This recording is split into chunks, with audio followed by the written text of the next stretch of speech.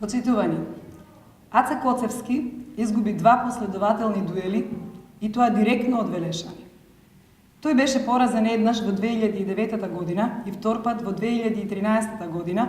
Поразот му го испорачаа баш тие, чиј глас најмногу тежи, граѓаните на Велес.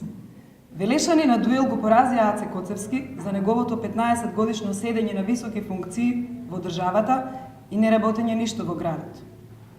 Аце Коцевски го изгуби дуелот од Велешани, бидејќи тој ништо не направи за нив додека беше пратеник во Собранието на Република Македонија од 1994 до 1998 година, кога се носеа законите за приватизацијата со кои се уништи велешкото стопанство.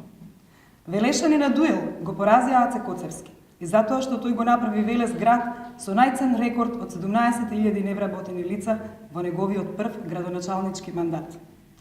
Тој го изгуби дуелот со Велешани и поради незаконските набавки на нафта во велешките училишта, додека беше градоначалник во два мандати.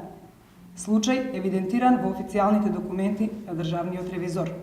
Но пред се, Велешани на дуел го поразија Аце Коцевски за никогаш неисполнетите ветувања, додека во 9 години беше градоначалник. Ветувањата за шведско село, дека ќе го реши свлечиштето Рамина, дека ќе донесе инвестиција Лор во Колска, дека ќе направил булеварско решение на улица Благо Ѓорев, за МЕАП кредитот од над 3 милиони евра за поскапената вода за 200% и така натаму.